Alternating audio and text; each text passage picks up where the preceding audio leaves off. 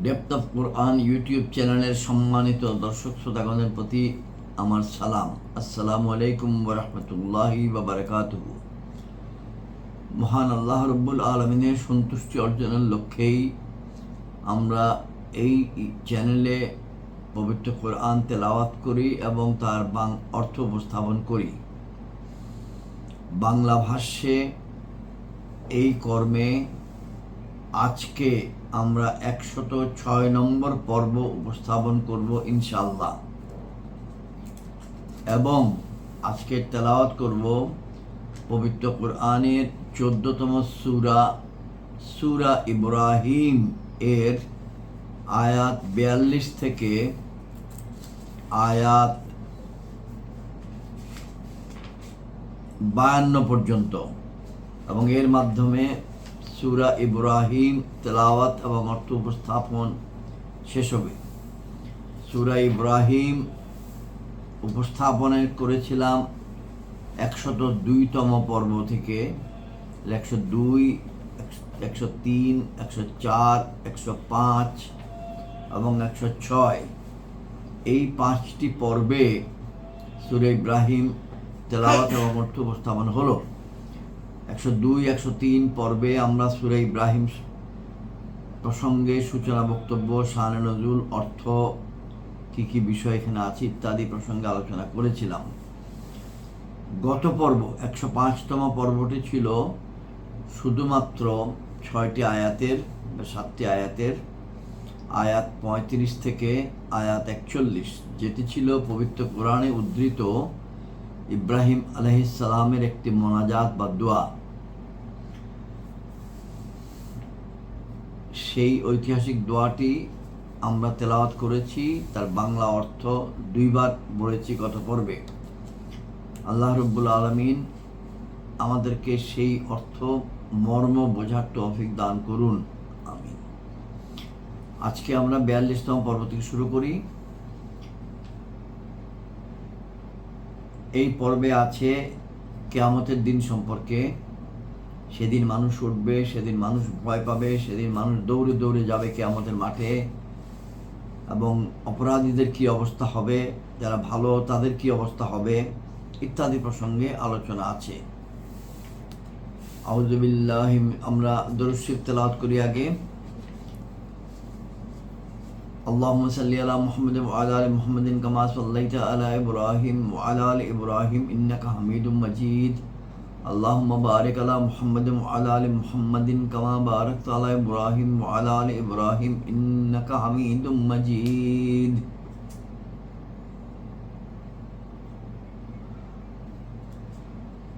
أعوذ بالله من الشيطان الرجيم. بسم الله الرحمن الرحيم.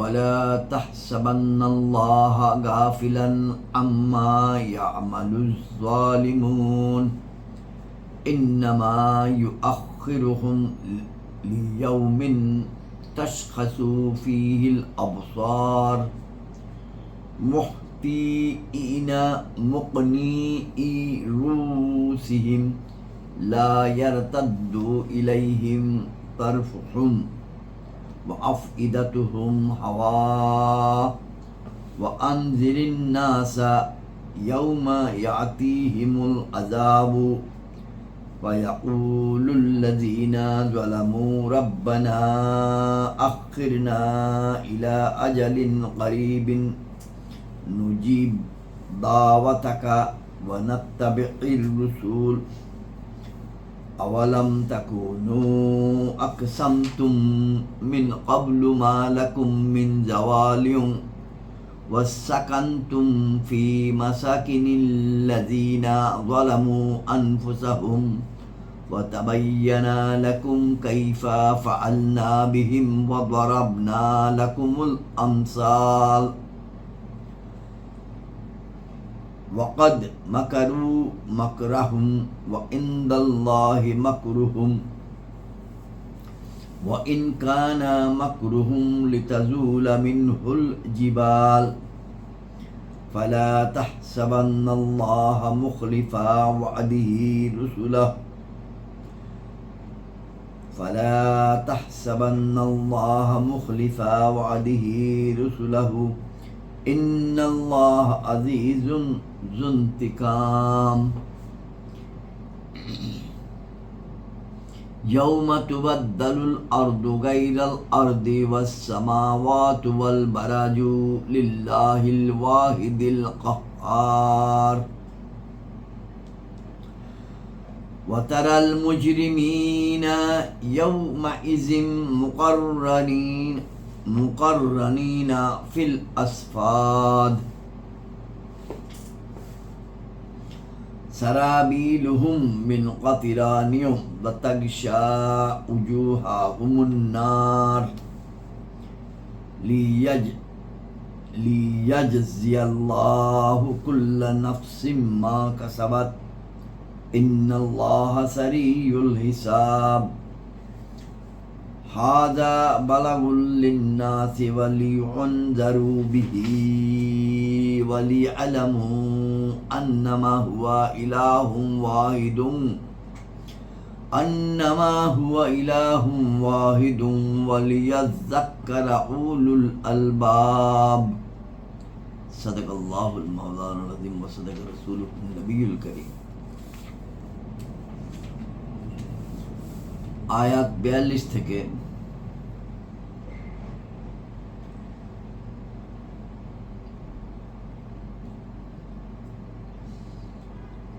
এবং কখনো আল্লাহকে অনবহিত মনে করো না জালিমদের কার্যকলাপ সম্পর্কে।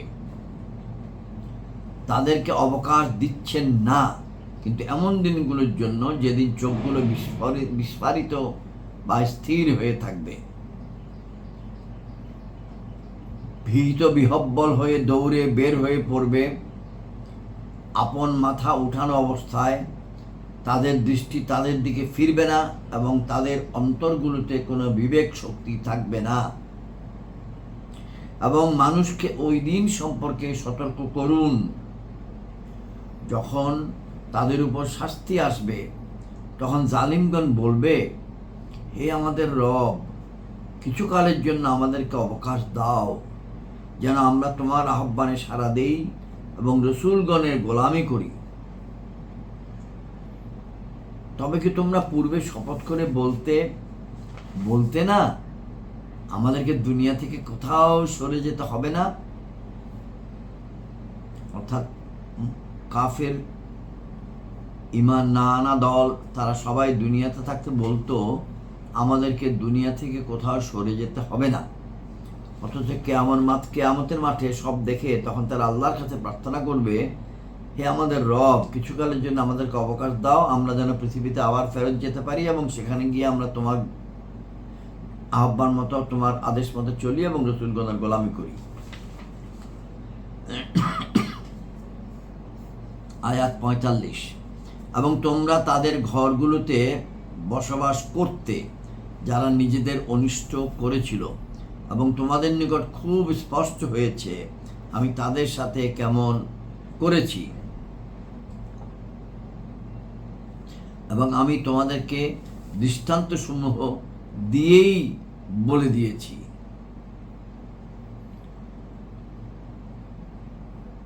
46, এবং নিশ্চয়ই তারা নিজেদের সাধ্যমতো চক্রান্ত করেছে, আর আল্লাহ রব্বুল আর তাদের চক্রান্ত আল্লাহর আয়ত্তাধীন রয়েছে। এবং তাদের চক্রান্ত কিছুটা এমন ছিল না যে তাতে এই পর্বতমালা টলে যেত। 47, তুমি কখনো মনে করো না যে আল্লাহ আপন রসুলগণের প্রতি প্রদত্ত প্রতিশ্রুতি ভঙ্গ করবেন। নিশ্চয়ই আল্লাহ পরাক্রমশালী, প্রতিশোধ গ্রহণকারী। ইন্নাল্লাহা আজিজুন যুন্তিকাম, নিশ্চয়ই আল্লাহ পরাক্রমশালী, প্রতিশোধ গ্রহণকারী। 48, যেদিন পরিবর্তিত করা হবে জমিনকে, এই জমিন ব্যতীত এবং আসমানগুলোকেও, আর সব লোক বের হয়ে দণ্ডায়মান হবে এক আল্লাহর সামনে, যিনি সবার উপর বিজয়ী।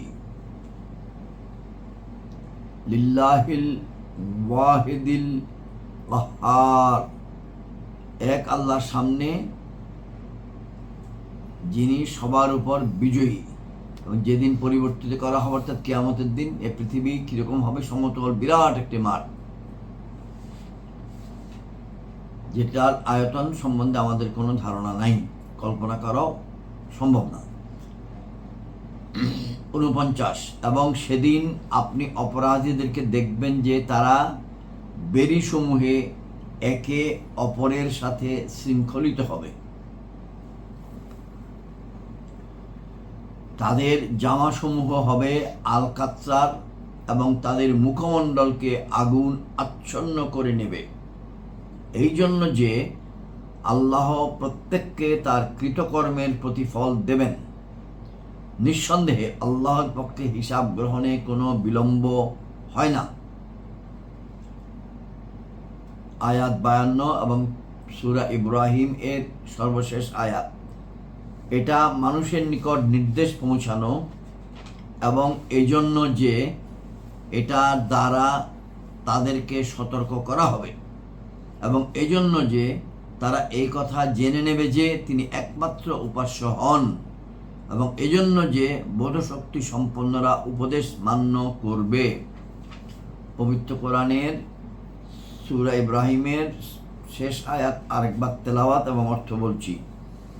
হাযা বালাগুল লিন্নাসি ওয়ালিয়ুনজারু বিহি ওয়ালিয়ালামু আন্নামা হুয়া ইলাহুম ওয়াহিদুন ওয়ালিয়াযাক্কারা উলুল আলবাব। এবং পবিত্র কোরআনের সূরা ইব্রাহিমের 48তম আয়াতে যে শেষ অংশটি, লিল্লাহিল ওয়াহিদিল কাহ্হার, কাহ্হার পবিত্র কোরআনে দেওয়া আছে আল্লাহ রাব্বুল আলামিনের 99টি নামের একটি নাম। এ সম্বন্ধে আমরা দুটি কথা এখন বলে নিচ্ছি। যেখান থেকে বলছি সেটি হলো ডক্টর মিজানুর রহমান আজহারির লিখা বা সংকলিত কিতাব এক নজরে কোরআন, পৃষ্ঠা 99। কাহ্হার নামটির অর্থ যিনি সব কিছুর নিয়ন্ত্রক। কাহ্হার নামটি এসেছে কহর থেকে। আরবিতে কহর বলতে কোনো প্রাণীকে পোষ মানানো বোঝায়।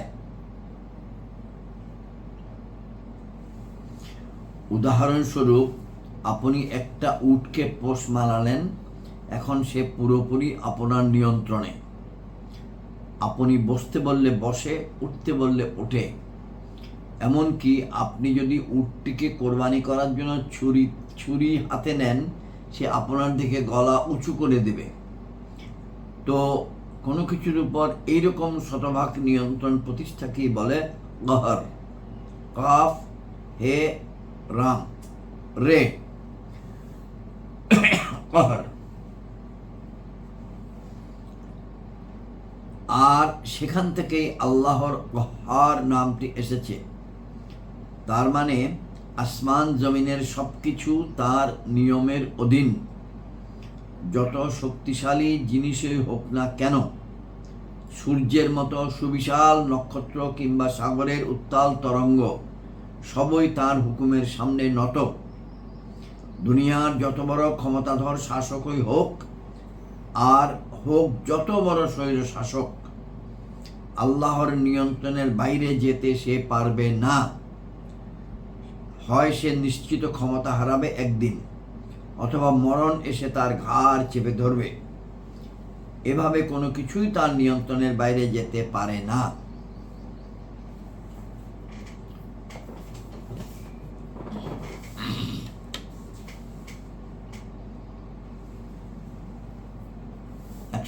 নম্বর পর্ব শেষ। আসসালামু আলাইকুম ওয়া রাহমাতুল্লাহি ওয়া বারাকাতুহু।